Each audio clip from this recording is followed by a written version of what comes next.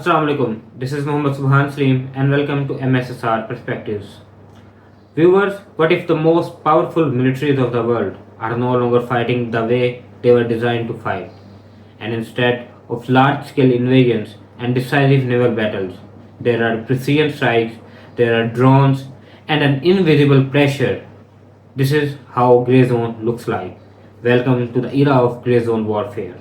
US Israel और Iran की war सिर्फ और सिर्फ रीजन के और दुनिया के जियोपॉलिटिकल डायनामिक्स को नहीं चेंज कर रही, बल्कि वो उन मैट्रिक्स को भी चेंज कर रही है, उन कॉन्सेप्ट्स को भी चेंज कर रही है जिन मैट्रिक्स की बुनियाद पर ट्रेडिशनली पावर को मेजर किया जाता था। ट्रेडिशनली डेकेड्स तक हमने ये देखा कि पावर इस तरह से मेजर की जाती थी कि किस स्टेट के पास ज़्यादा टेरिटोरियल कंट्रोल है, किस स्टेट के पास ज़्यादा आर्मी है और किस स्टेट के पास नेवल फ्लीट्स हैं, किस स्टेट के पास एयरक्राफ्ट कैरियर्स हैं।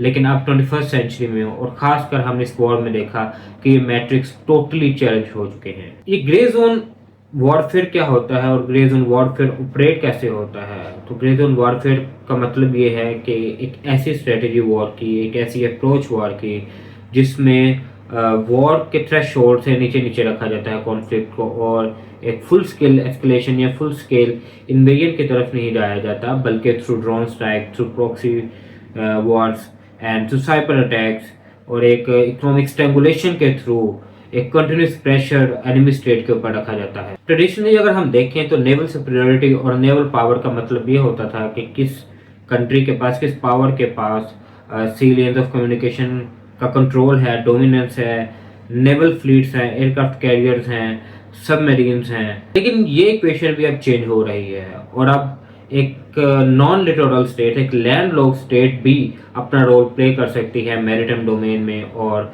अपना रोल प्ले कर सकती है मैरिटाइम सिक्योरिटी में। वो किस तरह? Through maritime domain awareness. Maritime domain awareness is not just limited to the littoral state, to the coastal state, but it is also includes the landlocked states, the non-littoral states, non-coastal states. Maritime domain awareness क्या है? It is the new form of power. It is kind of a new power that is reshaping the warfare environments and that is reshaping the power dynamics.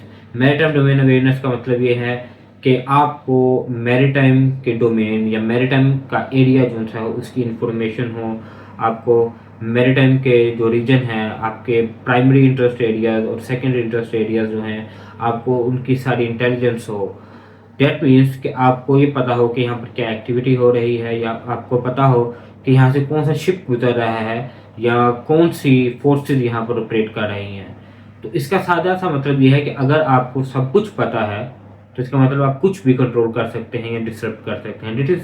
This is how maritime domain awareness is. Recent Israel, US और Iran की war जो है वो हमें एक shift को depict करती है। एक शिफ्ट हमें यहाँ पर नजर आता है कि the world is moving from decisive battles to continuous disruption, and the world is moving from dominance to denial and from visibility to ambiguity, and now in the 21st century ambiguity is the new power.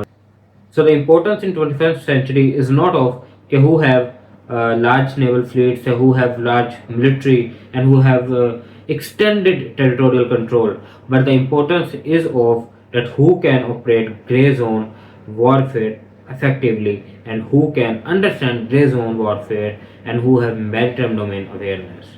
Thank you very much for watching this video. Till the next time, Allah Hafiz.